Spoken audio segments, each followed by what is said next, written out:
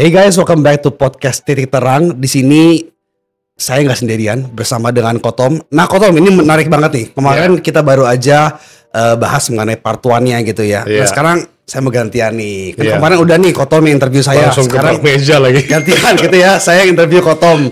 Mungkin teman-teman di sini juga banyak yang penasaran gitu ya mengenai sosok Kotomi. Karena kan di luar sana mungkin banyak orang yang sudah follow Kotom juga di sosial media, di Instagram, di TikTok. Apalagi mungkin pernah ketemu gitu ya. Kalau jalan-jalan di Puri Mall misalkan tiba-tiba ngeliat ada Kotom di sini gitu ya. Ataupun ngelihat pas lagi di acara di panggung, wah sepertinya ada sosok yang sangat inspiratif dan luar biasa sekali. Tapi saya mau nanya dulu nih, mungkin di awal-awal gitu ya. Kok, how are you? Gimana kabarnya kok? I'm fine, so far so good.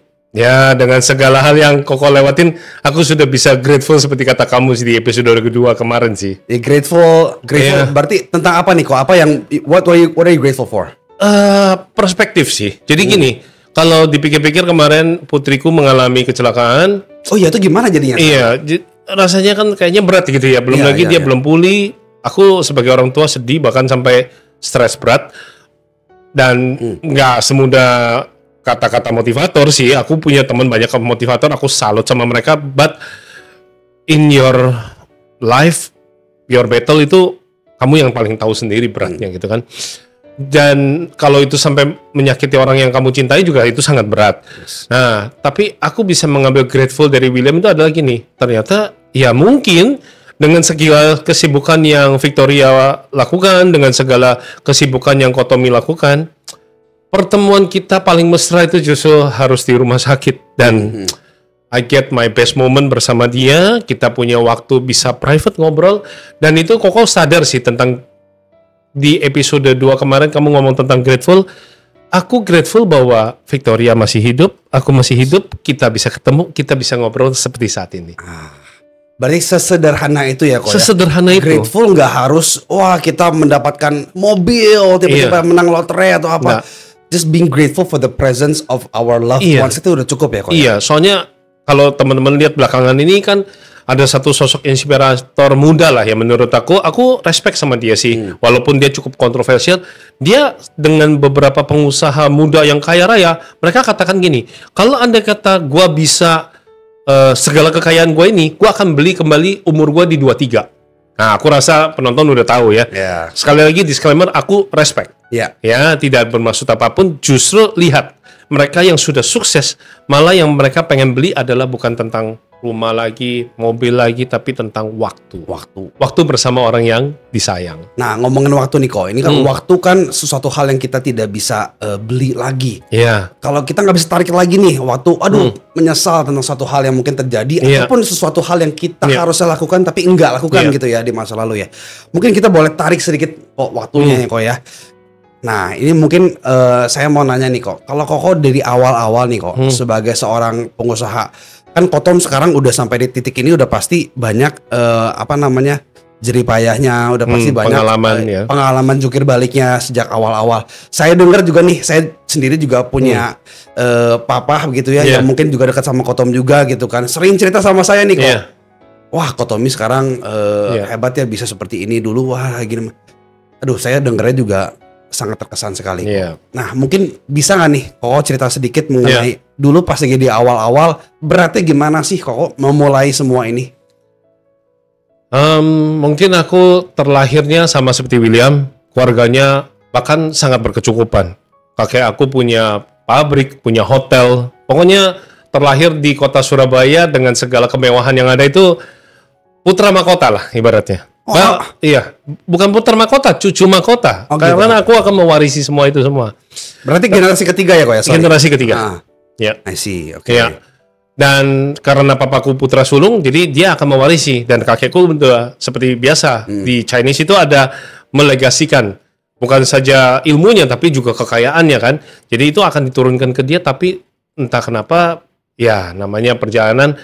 Ayahku mendadak accident, kecelakaan. Dan itu sontak merubah hidupku. Terjadi perebutan warisan. Dan aku adalah cucu mahkota. Bukan putra mahkota ya. Cucu mahkota yang harus disingkirkan. Dan mungkin teman-teman sebagian udah ada nonton juga di YouTube yang ada. Karena Kotomi banyak mengisi. Bukan sebagai host. Ya, terima kasih kepada CNI sudah mempercayakan saya sebagai hostnya Titik Terang. Itu host saya pertama kali tuh ya. Jadi itu pengalaman baru. Terima kasih once again William buat semua kepercayaannya. Kalau misalnya ditanya apa pilihan Kotomi, aku nggak milih untuk lahir sebagai yatim, nggak gitu. Kaget. Plus punya mama yang menderita sakit kejiwaan, aku nggak memilih itu. Tapi itu yang menghantarkan aku akhirnya harus turun ke jalanan, harus berantem sama anak-anak jalanan dan merintis karir sebagai pedagang koran dan sebagainya. Itu ternyata merupakan bekal untuk aku di kemudian hari sebagai seorang pengusaha. Ya. Jadi memang aku punya mentalitas yang terasah gitu ya, terasah kuat. Jadi kalau singkat cerita lagi, mungkin William dalam perjalanan benar-benar udah lihat bersama-sama gitu ya. Kotomi memegang salah satu brand besar gitu, dan ya pengalaman ini juga mengajarkan aku tidak marah gitu loh. Brand besar itu sekarang sudah menyingkirkan aku, buat aku sih nggak masalah. Bahkan aku nggak bisa jual produknya. Bayangin hari ini teman-teman, kalau kalian masih bisa dikasih cuan, bisa jualin produk, dikasih kepercayaan, jual. Kalau aku waktu itu nggak punya pilihan, jualan pakai gabus ditempelin dengan brosur 1:1, aku pajang, orang bilang aku out of mind. Tapi dapat kepercayaan dari pihak Korea ya, untuk satu brand waktu itu belum buntung gitu ya, dan sekarang masih aku pegang, mungkin teman-teman tahu. Ya, aku tidak sakit hati pada mantan, tapi aku belajar sesuatu dari mantan. Gitu. Tidak sakit hati pada mantan. Kamu sakit hati, kamu akan bawa-bawa terus. Dalam perjalanan itu nggak bagus. Belajar sesuatu dari mantan. Apa yang bisa kita pelajari dari kemarin? Kejadian kemarin itu apa? Aku berterima kasih, aku jadi punya kesempatan untuk ke Korea, naik bisnis kelas, ke Amerika, terima penghargaan, but suddenly, pengkhianatan bisnis itu terjadi. Kotomi belajar, ternyata bisnis itu bukan cuma jatuh bangun, tapi punya partner yang buruk pun akan menghancurkan bisnis. Berarti pengalaman ya kok ya, maksudnya bukan hanya jatuh bangun, mungkin semua pengusaha di luar sana pernah mengalami lah ya namanya jatuh bangun. Tapi yang tadi kau bilang partner itu benar banget sih, karena your partner can make or break your business. Karena kan sebetulnya ya seperti kita married ya dengan seseorang gitu kan, ya kan kita bisa tidur seranjang dengan orang itu, kita melakukan semuanya dengan orang itu, sama dengan di dalam bisnis apapun keputusannya kan pasti ditanggung bersama-sama kan ya kok ya. Berarti kalau saya lihat Kotomi ini pernah ngalamin semuanya tuh, dari jatuh bangun bisnis, dari partner yang mungkin kurang cocok dan lain sebagainya. Nah, kok dengan pengalaman yang segitu banyak ya kok ya, mungkin banyak viewers di luar sana tuh yang masih muda dan berpikir, wah ini saya agak susah nge-relate-nya nih kok ya, karena kayaknya Kotomi ini orang yang memang dari dulunya udah yatim, ibunya juga mungkin tadi kalau Koko singgung sedikit ada masalah secara kesehatan, lalu juga mungkin sempat harus battle di jalanan dan sebagainya. Menurut Koko, anak-anak muda yang zaman sekarang have it easier atau enggak nih kok dibandingkan dengan mungkin generasi Koko yang dulu itu? Ya, aku nggak bisa bilang bahwa mereka lahir di generasi sekarang itu enak, enggak. Aku tahu mereka juga punya battle-nya. Everyone have own battle kan. Semua orang punya pertarungannya sendiri. Lahir di zaman sekarang mungkin teknologinya sangat dimudahkan, tetapi justru karena informasi yang too much, akhirnya mereka mengalami yang namanya ya ada istilah kena mental, harus healing karena tekanan dari media sosial pun tinggi. Nah, kalau Kotomi di zaman dulu kan adalah hal-hal tentang tadi ini bicara next level ya. Kalau kemarin William di episode 1 kan kemarin tentang kalau kita mau mulai usaha. Nah, ini next levelnya nih. Ya, di part 2 ini adalah tentang ketika kamu sudah usahanya sukses, hati-hati nomor 1 dalam memilih partner. Ya, mau partner hidup, pasangan, jangan sampai sleeping with the enemy, ya. Pacar yang buruk, pasangan hidup yang buruk, itu juga akan break you, akan menghancurkan kamu. Bisnismu pun akan hancur. Partner di dalam bisnis, jangan salah percaya sama orang. Dalam beberapa kesempatan Kotomi selalu katakan jangan memanipulasi orang, kadang-kadang orang itu kan setia sama kita karena apa yang kita janjikan. Kalau kita akan janjikan tentang profit, tentang saham, tentang gaji, ya bayarkanlah kepada mereka, tapi tetapkan boundaries. Kita sebagai seorang CEO, sebagai owner bisnis, ada batasannya. Nggak bisa terus-terusan kita itu seperti tanda kutip as a family. Banyak pengusaha itu yang memperlakukan, menurut aku bukan dia nggak baik sama staffnya, justru terlalu baik dan akhirnya boundaries itu dilanggar dan akhirnya pertemanan pun juga kacau balau. Jadi teman itu bukan untuk partner bisnis lagi, tetapi sudah mulai ke arah yang lain. Nah, ketika sudah ke arah yang lain, sayangnya di situ ada boundaries yang sudah dilanggar. Nanti otomatis mungkin teman kita, pasangan kita, staf kita, ataupun orang yang kita percaya, dia pun melanggar dari apa yang sudah menjadi ketentuan area masing-masing. Nah, ini yang akan bikin fatal dalam berbisnis. Jadi nggak boleh sampai kamu melanggar.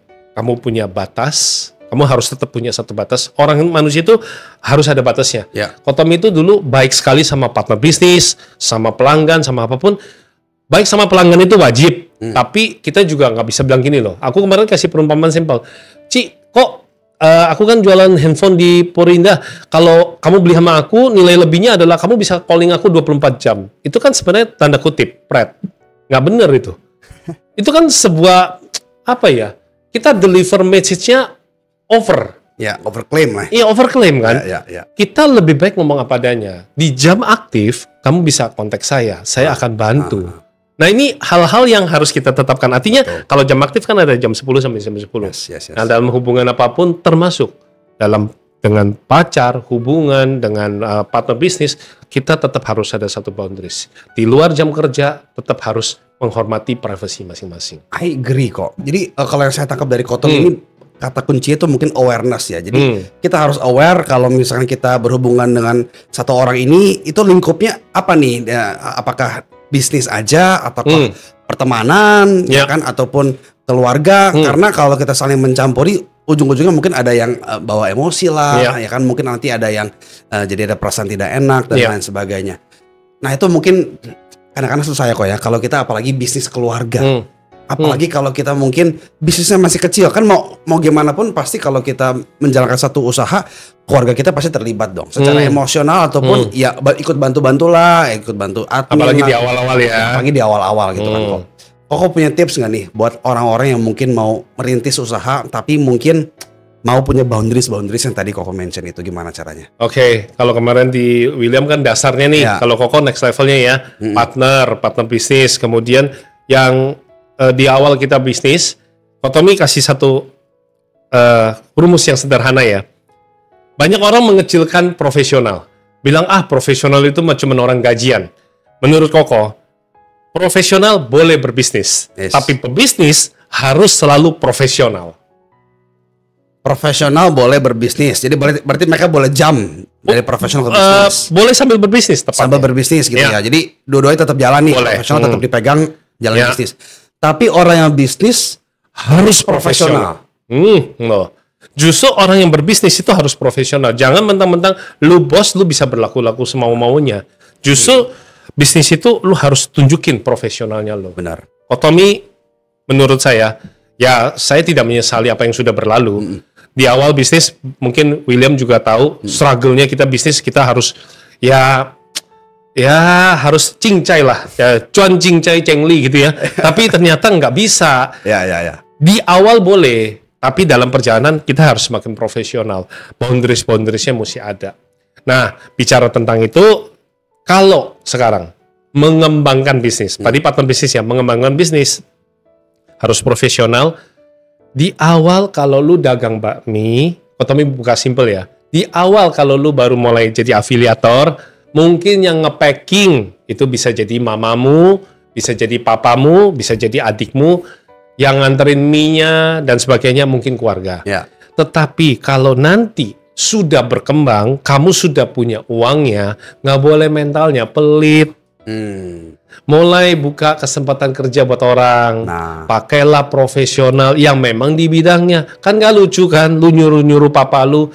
Kadang-kadang kan seperti di episode 2 kemarin William bilang kan, bisa, kita bisnis itu kan tekanan dari luar banyak. Teman-teman gak sengaja membentak ibunya, membentak ayahnya, membentak adiknya. Kotomi udah pernah bilang loh, ini rumus yang fatal banget. Banyak gak berani ngomong tentang ini, tapi aku berani menyuarakan. Pegawaimu bukanlah keluargamu. Keluargamu bukanlah pegawaimu. kamu nggak boleh memperlakukan keluargamu itu sebagai pegawai. Pada saatnya mereka tuh justru harus retire, dipensiunkan untuk mereka dapetin hasil dari perjuangan kamu. Kamu pakailah yang profesional. Karena customer kamu juga berhak dapat yang profesional, bukan dari udah maklumin ya, papaku matanya udah kabur, nggak bisa making dengan benar. Nggak bisa itu, customer tidak akan toleransi hal seperti itu. Untuk sesaat bisa, iya. Buat mereka packaging tetap harus bagus, terima tetap bagus. Tapi orang tua kita mungkin karena maybe diabetes atau apa, packingnya kurang rapi. Akhirnya customer komplain. Nah, itu kesalahan di kita sebagai pengusaha. Lu tidak profesional di dalam menjalankan bisnisnya. Betul. Makanya saya juga sampai sekarang, saya nggak tahu benar atau nggak nih, kalau mungkin kamu bisa kasih masukan juga bagi saya. Saya juga sebetulnya menghindari menjalankan bisnis bersama dengan pasangan saya. Lebih baik menurut saya gitu. Ya walaupun ada banyak plusnya gitu. Di awal boleh ya, di awal boleh. Tentu diskusi tetap jalan gitu ya. Tapi kalau semuanya jalanin, ya ujung-ujungnya susah gitu ya untuk bisa menemukan the right balance between personal relationship sama professional relationship, karena udah kecampur aduk tuh semuanya itu begitu. Nah, tapi tadi yang kau mention juga, kalau kita berarti bisnis udah berkembang, kita harus sudah mulai mencari orang-orang profesional. Berarti itu resiko kok. Karena tuh sebetulnya kita harus investasi dong untuk cari SDM, ya kan? Lalu juga harus memberanikan diri untuk membuka diri kita untuk percaya orang yang mungkin dari sananya bukan keluarga kita gitu kan. Nah itu pasti nggak gampang tuh kok. Nah itu mungkin kok ada masukan nggak nih? Ada pengalaman nggak seperti itu? Will, waktu nggak pernah bisa dibeli pakai uang.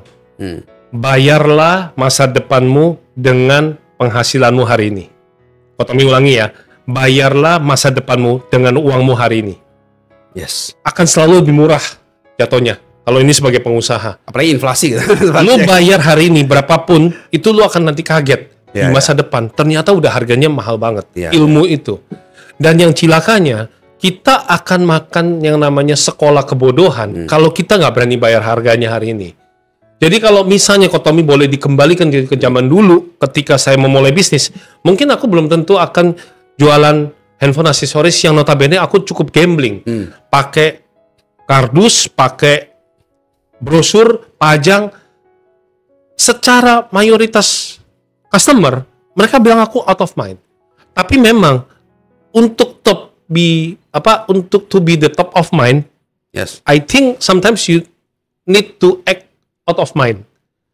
Supaya lu tuh kelihatan bisa di dalam pikirannya orang, diingat sama orang, lu harus berbuat sesuatu yang berbeda. Baik itu di dalam teamwork maupun di dalam bisnis usaha. Benar. Karena kita lihat seperti yang salah satu mentor almarhum yang sudah kamu mention kemarin, Steve Jobs, orang mungkin waktu itu bilang, lu out of mind.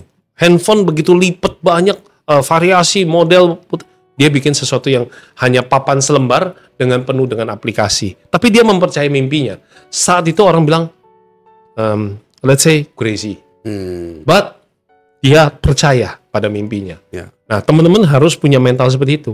Bayar. Kalau Tommy dulu, saya akan waktu itu kan punya pilihan 400.000 nyewa di Mall Puri, sebuah lapak kecil memulai itu. Ya, saya beruntung.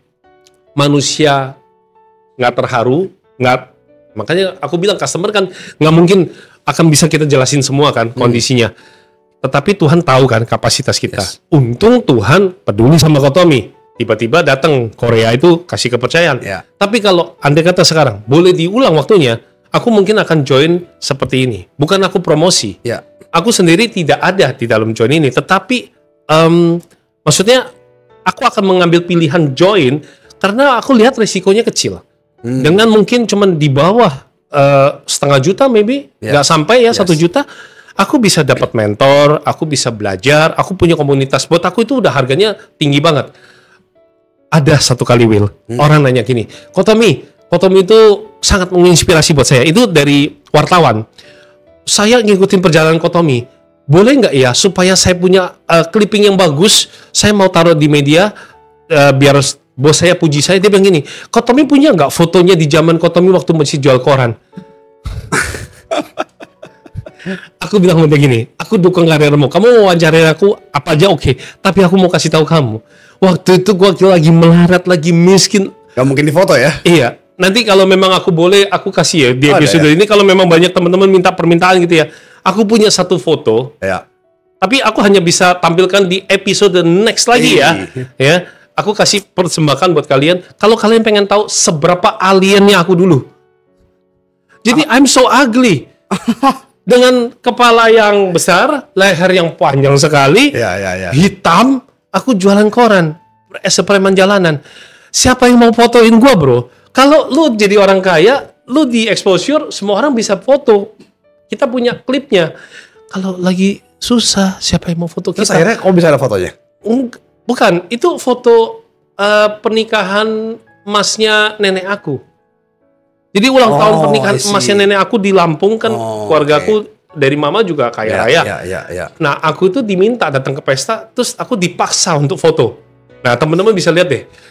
Jadi kalau banyak yang komen nanti aku kasih ya. Tapi kalau nggak ada yang komen ya sudah aman lah aku ya gitu ya. Berarti boleh teman-teman ya kalau mau lihat fotonya Kotom nih pas zaman dulu gitu kan. Mungkin bisa dikatakan foto aib gitu ya.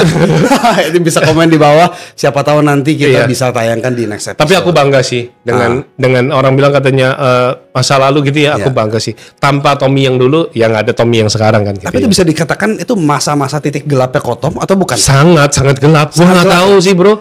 Hari ke hari ibaratnya aku kan dulu petarung jalanan untuk dapetin uang gopean.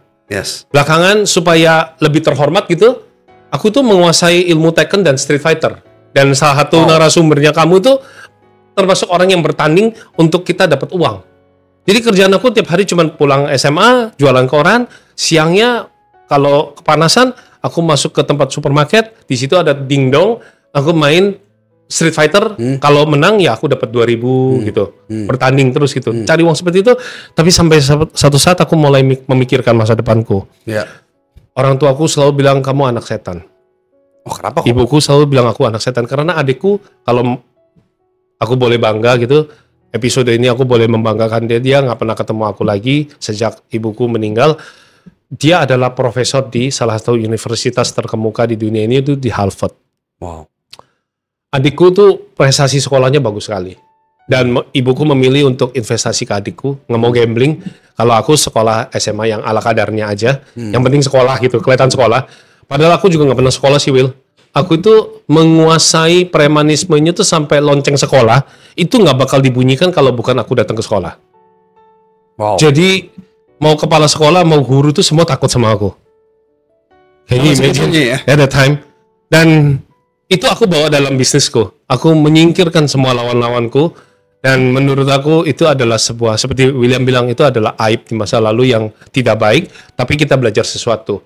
Bahwa bisnis yang dimulai dengan cara yang tidak elegan, artinya tidak seksi, bahkan cenderung menyakiti orang, itu akan hancur dalam waktu sekejap. Memang kamu akan mendapatkan kekayaan dan waktu itu Kotomi, let's say mau tunjuk apa juga bisa lah gitu ya. Tetapi dalam hati selalu bergumul, bro. Sebagai seorang pebisnis itu, lu punya etika nggak sih? Lu ngancurin orang nggak sih? Tapi aku selalu membantah diriku. Aku takut miskin. Aku bukan lahir dari keluarga yang kaya. Jadi kalau besok gue susah, siapa yang tanggung jawab sama mama gue? Nggak apa-apa, mamaku bilang aku anak setan, nggak apa-apa. Yang penting adikku bisa sekolah dengan baik, aku bisa bantu dia. Akunya seperti apa cara bertarungnya bukan urusan kalian. Iya, saya bisa relate banget sih. Saya nggak relate, maksudnya dalam arti saya pernah menghidupi seperti yang Kotom, tapi saya bisa mengerti banget sih.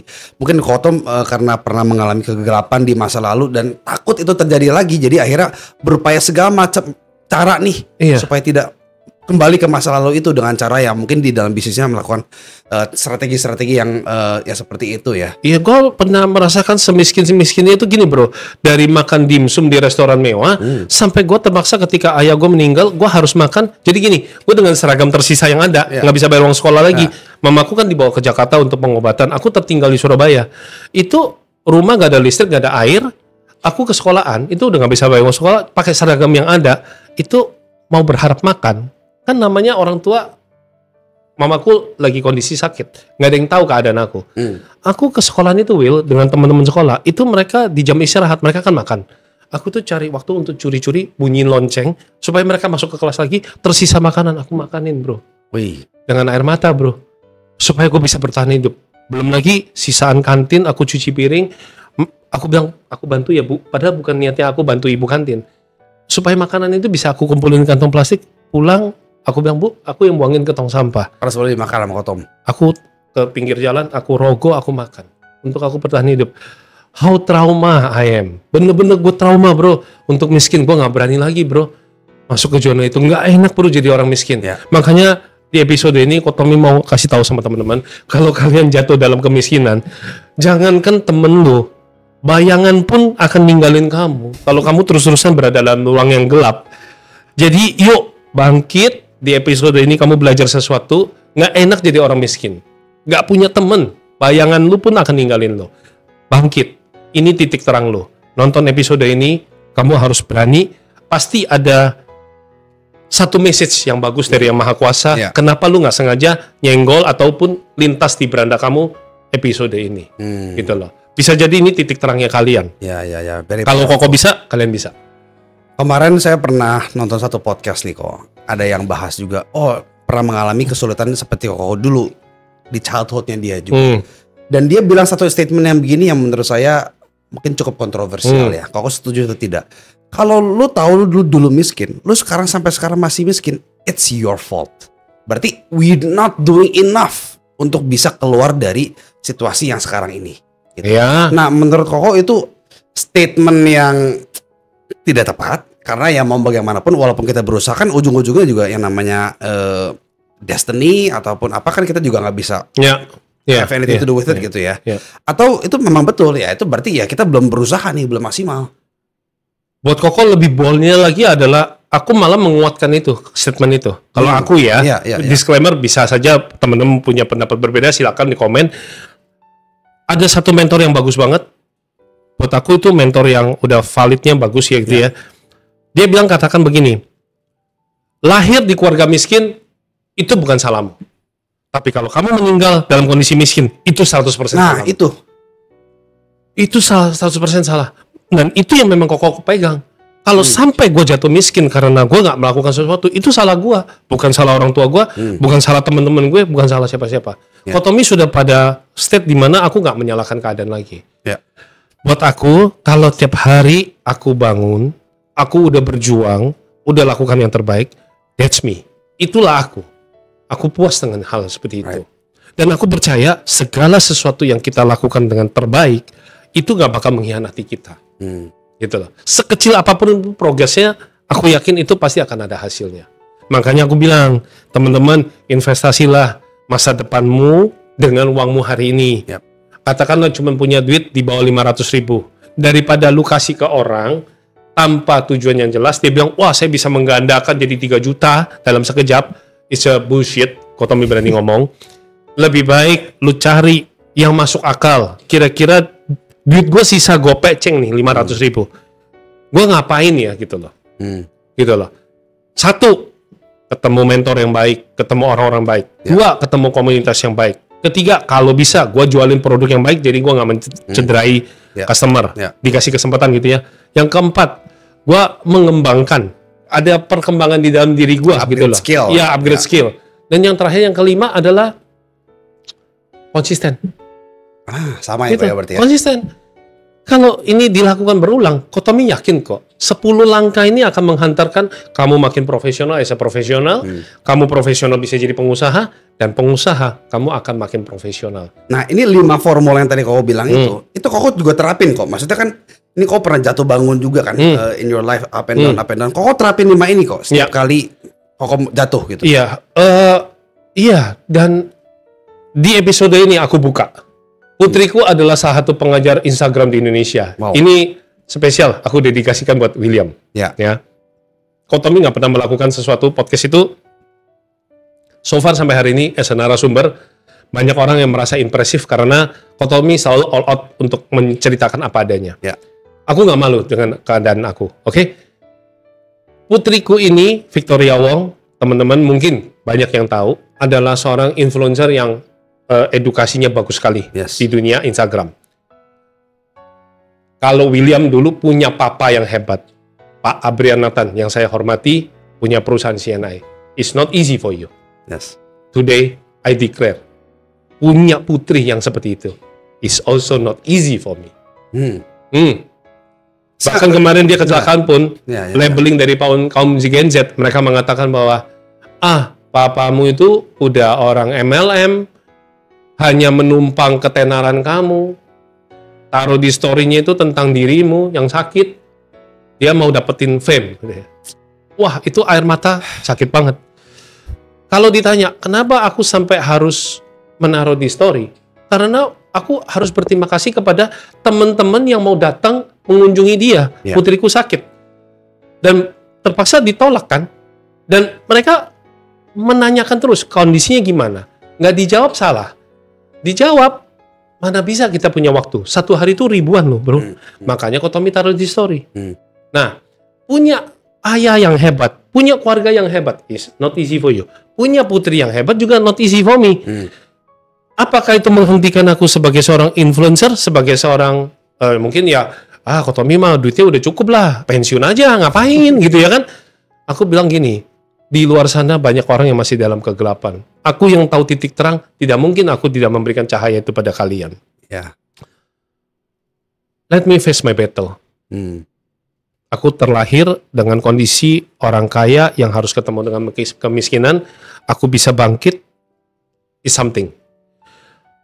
Ketika aku sudah sukses, aku dikhianati partner, aku sampai jatuh bangkrut lagi, is something. Aku kena pandemi corona, hampir merenggut nyawaku, aku bisa bangkit lagi, is something. Also, di dalam perjalanan hidupku, punya putri yang hebat. Dan ketika orang meng-compare, wah lihat dong Instagramnya Victoria Wong, bagus sekali, estetik sekali. Lo sebagai papanya, biasa tuh. Buat aku nggak masalah. Itu nggak bakal menghentikan aku. Aku bangga pada putriku, tapi aku juga harus bangga pada diriku sendiri. Teman-teman kalian harus bangga loh sama diri kalian sendiri loh. Semiskin apapun kemarin, segagal apapun kamu kemarin, kamu berhak loh bangga pada masa lalu kamu. Karena kalau tanpa masa lalu itu, kamu nggak ada hari ini. Ternyata, karena aku tidak pernah menstopkan langkahku, bro. Putriku, kalau dia buka kelas, buka penjualan, apapun berhasil. Yang beli siapa?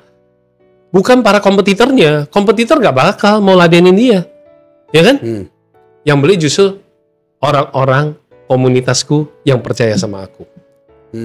So how beautiful. Sinergi yang terjadi. Iya. Aku open kok apa adanya. Depan William, William respect sama Koko. I think mungkin satu poinnya ini. Selalu Koko all out sama kamu. Aku berani menceritakan hal ini. Di episode manapun kalian gak bakal ketemu. Cuman di episode ini. Ini benar-benar pengalaman yang baru terjadi. Dan William tahu, William care. And thank you untuk saya ada terima dari Papa juga ya kan. Perhatian kalian, support dari kalian. The truth is, I face my own battle. Gila, kita mau naruh di sosial media. Aku mengalami loh. Jadi teman-teman, sekarang aku ngerti. Kalian bilang, wah Kotomi enak. Kalau posting gak ada hatersnya. Aku ketemu loh. Jangan salah gitu ya teman-teman ya. Ada juga ya. Aku ketemu loh. Gak ada apa-apa nih. Orang bilang, wah ini kacau nih gitu ya kan. Ya. Sekarang aku tanya, mana ada sih orang tua yang mau jual anaknya? Aku sedih loh Will. Aku tetesin air mata loh Will. Pas di malam itu ketika ada teman-temanku yang marah, aku ada di blok sama beberapa temanku karena mereka pengen datang ke rumah sakit ketemuin Vicky dan aku nggak merespon gitu ya. Karena memang keadaan Vicky belum sembuh gitu loh dan masih on recovery kan. Tapi sekarang aku tanya sama kalian, apakah itu menghentikan kita dalam memberikan titik terang buat orang lain yang dalam kegelapan? Kalau kamu dulu stop, kamu pikir gini, udahlah, gue udah gagal di produk bubble tea itu. Udahlah, gue nggak lanjutin. Toh punya papa mama yang baik, aku juga udah punya satu legacy, oke? Aku itu pikir kamu adalah egois. Kamu belum tentu akan mendapatkan respect dari Kotomi. I respect you karena kamu berani melangkah lebih lanjut. Dan aku respect kamu punya MMC itu karena aku lihat kamu membawa titik terang dalam hidup orang lain. Nah, begitu juga dengan Koko. Kalau Koko stop, aduh, nanti ini judging ya. Nanti muncul apa lagi? Buat aku, gini. Vicky bisa bikin estetik, bisa bikin bagus di Instagramnya. Itu adalah hak prerogatifnya dia yang bisa memanfaatkan teknologi. Aku lahir di zaman yang berbeda. Vicky sudah lahir terbiasa dengan Instagram. Aku masih beradaptasi. Tetapi aku nggak boleh menghentikan langkah-langkah orang, para senior, yang pengen mengerich anak-anaknya untuk bisa bergaul kembali dengan anak-anak muda, itu dengan belajar Instagram. Jadi aku masuk ke dalam segmenku. Jadi aku bisa jualin produknya Vicky tanpa menyakiti. Yep. Ya kan? Yep. Mengenai kaumnya Vicky, apakah bisa menerima aku? Aku yakin suatu saat mereka akan menerima seorang Kotomi Wong dengan segala apa adanya dia di dalam Instagram. Wow, what a powerful message ya. Dari tadi saya dengerin, saya cukup dengerin aja dari Kotom. Wah, saya terima banyak banget message nih. Pertama-tama thank you banget nih Kotom mau sharing mengenai ya hal ini. Mungkin sebetulnya banyak orang yang bertanya-tanya nih, betul nggak sih sebetulnya ada hubungannya di antara Tommy Wong dengan Victoria Wong? Tapi nggak berani nanya ke Kotom nih, gitu kan? Khusus Kotom buka di episode Titik Terang kali ini, is very powerful. Nah, banyak yang nggak tahu kalau Victoria Wong itu putriku bahkan. Dan itu menurut saya adalah suatu keputusan yang sangat sangat respectful ya bagi saya gitu ya, karena itu kan berarti kita pengen anak kita untuk bisa berkembang sendiri tanpa ada gangguan yang lain-lain gitu kan kok. I'm so proud of her. Dia bangkit di saat aku bangkrut. Jadi dia melihat orang tuanya bangkrut, dia tahu dia mandiri dan dia tidak bersedia untuk berjalan di bawah bayang-bayang sang ayah. Dia bisa memanfaatkan semua fasilitas yang aku ada, tapi dia memilih untuk kerja di kantoran. Dia pulang ditabrak dengan motor, naik kereta api, semua dia lakukan. Dan karena kemarin dia kecelakaan, akhirnya terungkap bahwa dia adalah putriku gitu kan. Nah, karena sebagai orang tua juga aku mendukung dia. Gak apa-apa, kamu gak harus seperti itu. Kamu gak harus jualan buku di komunitas siapa-apa. Tetapi percayalah, somehow way Tuhan akan mempertemukan dengan caranya. Betul. Dan buat aku sih, aku juga respect sama kamu, Will. Aku tahu gak gampang. Berjalan di bawah naungan suatu ibarat company yang besar ataupun bayang-bayang ayah yang besar itu nggak gampang juga. Kita lakukan yang bagus, orang bilang itu wajar saja, padahal kita berjuang setengah mati. Kita lakukan kegagalan, katanya kita menghancurkan masa depan perusahaan, kan kacau banget ya. Jadi semua orang punya pertarungannya, tapi jangan pernah berhenti ya, karena ada Kotomi dan Ko William di sini yang mengerti kamu kok. Nah, dan itu poin yang bagus sekali, Kotom. Ini juga ya, kalau everyone has their own battles. Kita menurut saya nih, kita juga jangan too quick to judge other people. Karena kita nggak tahu battle-nya yang dia facing apa. Mungkin di luar kelihatannya seperti aman-aman aja. Dia mah kayaknya aman, nggak ada masalah sama sekali. Keluarganya oke, bisnisnya oke juga. Gua yang susah dong, gua yang paling berat dong. Kita selalu merasa bahwa problem kita yang terbesar. Karena sebetulnya mungkin ada orang lain yang di balik dari senyumnya dia sedang facing their own battle. Ya itu yang Kotomi katakan. You cannot compare your chapter 1 with the 39 chapter at the other person. Jadi kamu nggak bisa meng-compare situasi kamu sekarang dengan mereka yang sudah jalanin 39 kali kegagalan. Orang-orang yang hari ini kelihatan sukses, aku yakin, aku respect sama mereka. Pasti ada harga yang mereka bayarkan. Dan Kotomi lewat episode ini mengajak para generasi yang sebelum Gen Z, ayo jangan pesimis, jangan cuma ngata-ngatain Gen Z aja, tapi dukung mereka. Salah satunya, kamu harus belajar Instagram, belajar TikTok, belajar untuk WA group, belajar untuk buka komunikasi, karena orang tua yang update teknologi akan punya satu keuntungan, Will.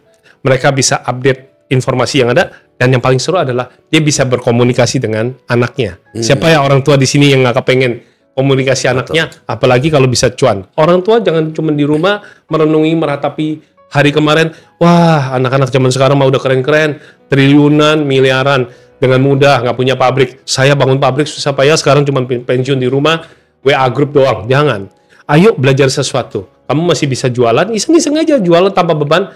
Ada kemarin mungkin di acara Sukses Forum kan, ada Pak Haji yang udah umurnya di atas 70. Tahu-tahu dia jadi afiliator yang penghasilannya sekarang 1 M lebih. Wow. Nah itu kan menurut aku inspiring. Dan itu dapetin respect dari para Gen Z. Jadi supaya Gen Z bisa sayang sama kamu, anakmu bisa kembali ke kamu, kamu harus belajar cara komunikasi dengan cara mereka. Nah, menurut saya itu satu spirit yang luar biasa tuh Kotom. Berarti kita sebagai yang mungkin orang yang bisa dikatakan senior itu nggak boleh kalah gitu kan. Kalau anak-anak zaman sekarang tuh sangat paham, sangat cepat nih mengadaptasi dengan perubahan-perubahan yang baru. Kita juga nggak boleh kalah gitu kan. Kita juga punya pengalaman diri kita sendiri. Kita juga selama ini kita juga menjalankan bisnis ataupun pekerjaan dengan sebaik kita mungkin. Ya kenapa sekarang kita tidak bisa fight begitu kan? Mungkin bukan kalah ya, tapi jangan nyerah. Jangan menyerah ya. Kalah itu mungkin wajar lah. Ya kalah lah, kalah cepet, kalah keren, kalah apa nggak apa-apa. Tapi jangan nyerah. Karena nyerah. Orang yang di segmen kamu selalu akan suka sama kamu kok. Kotomi kan juga punya segmennya sendiri. Benar. Dan belum tentu anak muda itu bisa merich segmen-segmen yang segmen Kotom dan lain sebagainya. Jadi yang beli bukunya Victoria Wong itu old money loh.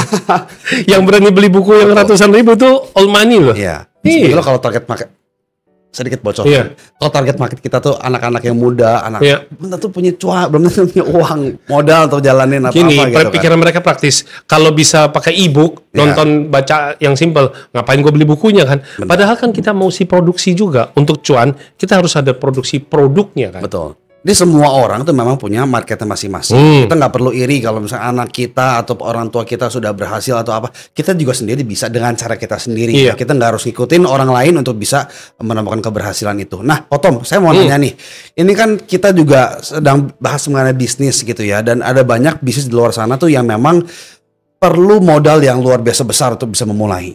Ya, dan menurut saya ini adalah suatu hal yang wajar gitu ya, karena bisnis kan kalau tanpa modal tuh mana bisa kita berkembang.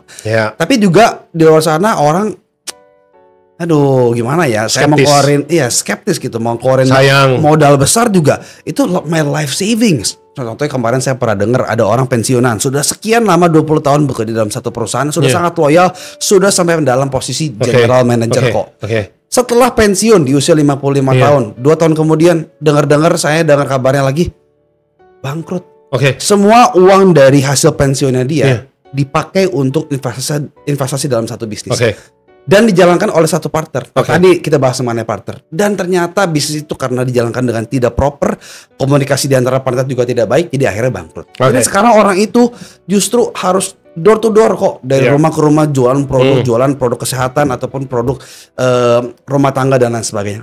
Kasihan sekali, ya kan? Jadi maksud saya adalah perlu nggak sih sebetulnya satu bisnis itu kita keluar modal besar? Atau sebetulnya ada nggak bisnis di luar sana yang memang juga bisa menghasilkan hasil yang baik, tapi nggak perlu keluar modal besar? Langsung aku open aja deh. Ya, banyak orang bilang gini kan, statementnya kemarin ada, tanda kutip bukan semua, ada beberapa gadget bilang, wah Kotomi M&M misalnya. Aku kasih tahu, memang aku support Siana ini, aku buka di episode ini.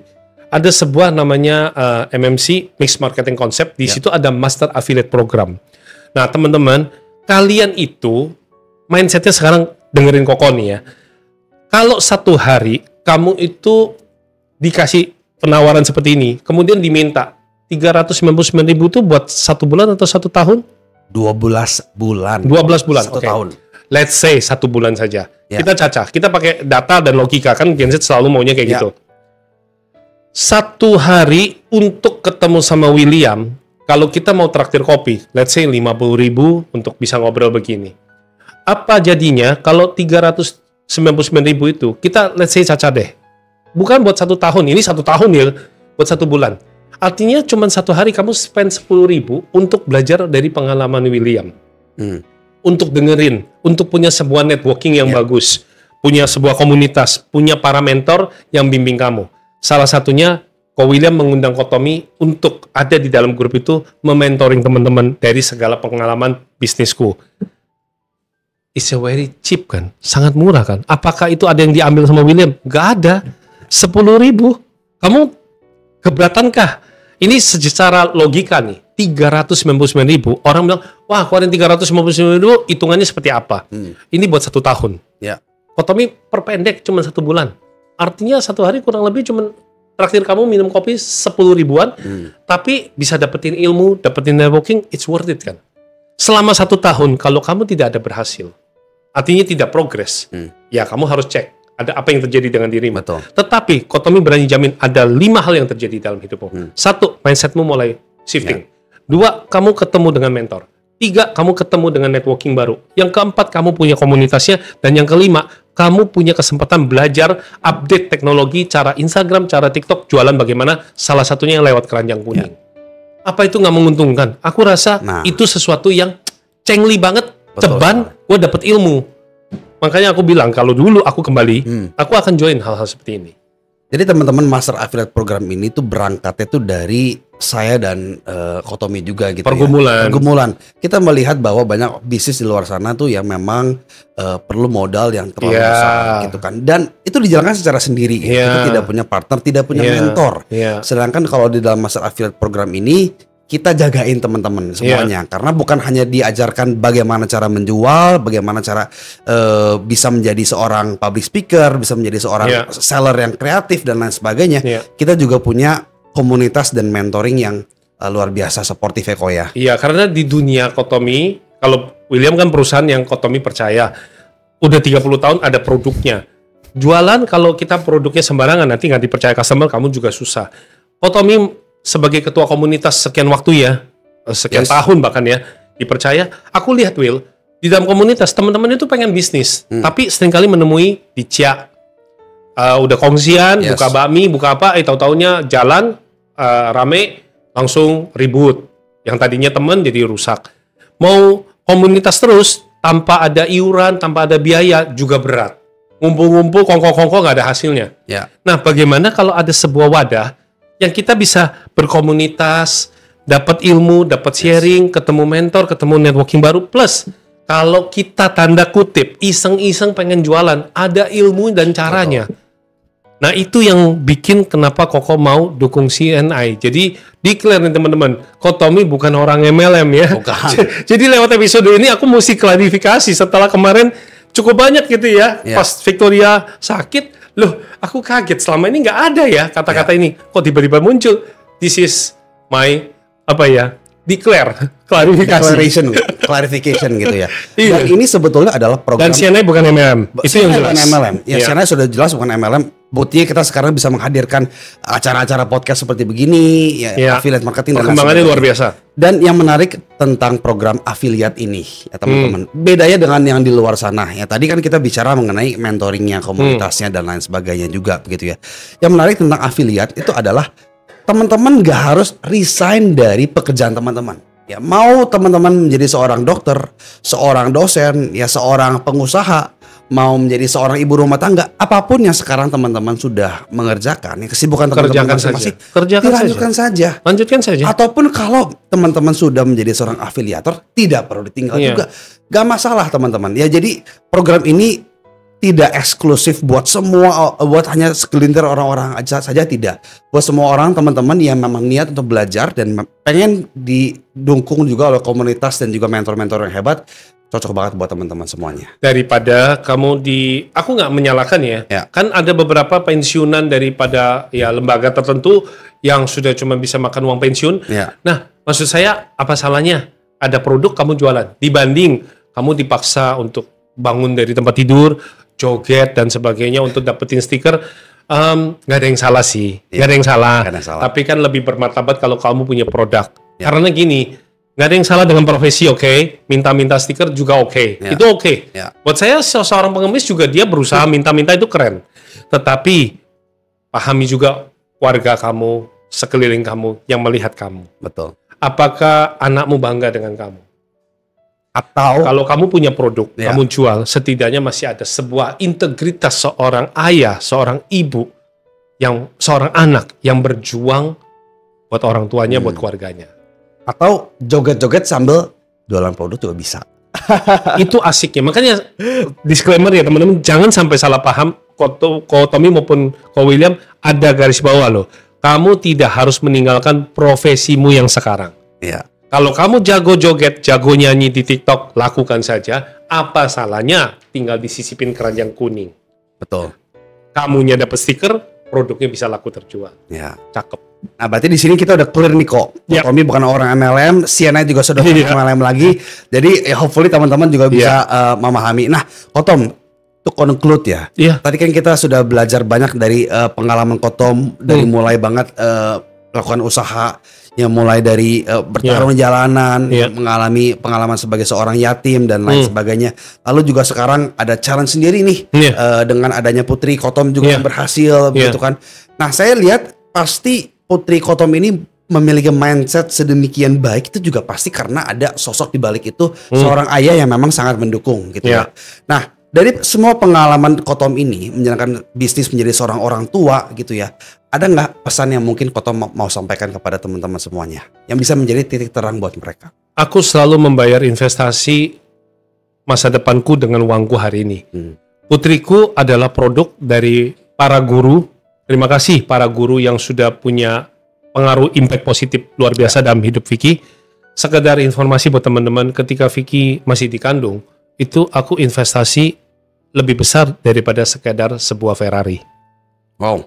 Jadi persiapan masa depannya Vicky itu aku sudah instrumen, kita mau beli mobil mewah, beli rumah itu oke. Tetapi kita juga harus berani investasi pada hubungan untuk anak, untuk perkembangan otak anak. Hari ini Vicky bisa sesukses itu karena ada sebuah investasi yang kita berani bayar harganya.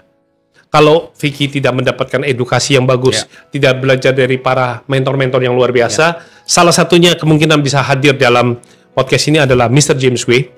Di mana Vicky belajar banyak public speakingnya. Buat saya, sosok-sosok guru, orang-orang mentor hidup, termasuk William kemarin di episode sebelumnya mengatakan bahwa Pak Abrianathan adalah salah satu mentornya beliau. Itu adalah orang yang patut kita banggakan. Benar. Jangan pernah mengatakan bahwa kamu pintar sendiri. Terus terang, hidup ini semuanya itu adalah kita pintar karena kita dipintarkan oleh sesepuh kita, orang tua kita, mentor kita. Bangga untuk bukan cuma pamerkan di sosial media, mobil sport, rumah, dan juga mungkin segala fasilitas jam tangan. Tapi tunjukkan juga siapa mentor yang punya pengaruh luar biasa baik dalam hidupmu. Teman-teman boleh komen dan say thank you kepada mereka. Ya, jadi teman-teman sebetulnya kalau kita sekarang sudah di tahap yang bisa dikatakan berhasil, itu kita harus sadari bahwa kita tuh sampai di sini nggak sendirian. Ternyata ada banyak orang-orang yang along the way itu bisa membantu kita sampai di tahap hari ini. Jadi bagi kita-kita yang masih muda juga, don't forget to say thank you to your parents, ya, to your mentors, to other people along in your life yang memang sudah bisa membantu kita, shaping kita menjadi seseorang yang kita hari ini. Iya, dan aku pribadi di episode ini juga justru mau ngomong, kalau kamu terima kasih kepada ayahmu, aku terima kasih kepada Victoria Wong. Oh, yes. Putriku, aku bangga padamu karena kamulah yang bangkit di tengah-tengah keadaan aku yang bangkrut. Aku punya role model yang baru. Putriku aja bisa, masa aku nggak coba sekali lagi? Oke, I think that's a very good ending, good conclusion for our episode hari ini ya, Kotom. Sekali lagi thank you banget, Kotom. Ini caraku untuk menghindari rapid fire-mu. Oh iya, benar. Ayo, kelolosan kan? Nggak ada rapid fire kan? Nggak berhasil, tim nggak berhasil, kalian nggak berhasil. Jadi kalau mau rapid fire Kotomi, kalian harus komen siapa di episode berikutnya yang bisa wawancarain Kotomi. Karena nggak gampang loh. Aku adalah hostnya daripada Titik Terang.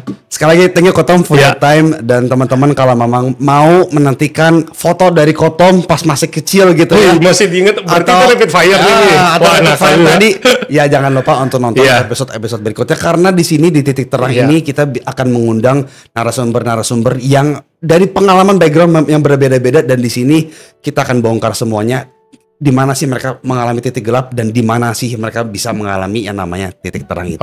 Sekali lagi, mindset profesional sudah ada. Yes. Bekal ya. Mindset pengusaha sudah dapat. Kita sekarang mau masuk ke dunia sales. Karena kita pengen tahu cara how to jualannya kan. Teman-teman, Kotomi bersama Ko William dengan segala kerendahan hati, aku mengajak kalian dong support kami di Instagramnya Titik Terang Podcast ini. Kalian bisa mention @JamesGui dong, ataupun para maybe sosok inspiratif yang menurut kamu cocok untuk hadir di sini. Dan kita pengen belajar loh. Betul. Saya ada, tapi Pak James gue ini jadwalnya luar biasa padat. Memang ada rencana dihadirkan, tapi kalau ada satu dorongan positif dari teman-teman, beliau tuh kan jago banget di dunia sales, jualan. Nah, kita pengen belajar dari dia. Teman-teman boleh dong di Instagram maupun di TikToknya Pak James gue itu TikToknya luar biasa ya. Di usia sudah 60 lebih, dia bisa berkiprah kembali di media sosial, itu keren banget. Yuk kita belajar dari dia. Jadi tolong tag @JamesGui. Supaya dia bisa hadir di podcast Titik Terang ini. Yes, dan juga kalau teman-teman ada usulan narasumber yang lain, boleh juga di komentar. Boleh. Karena di sini di podcast Titik Terang kita ada buat teman-teman semuanya. Don't forget to follow. Kita ada di Instagram di podcast Titik Terang. Nanti akan ada di sini gitu ya buat teman-teman yang mau follow. TikTok? Dan di TikTok juga ada. Dan buat teman-teman yang mau nonton full episode juga bisa ada di YouTube channel. Ya, sekali lagi thank you semua teman-teman for your time and see you in the next episode. Bye. See you.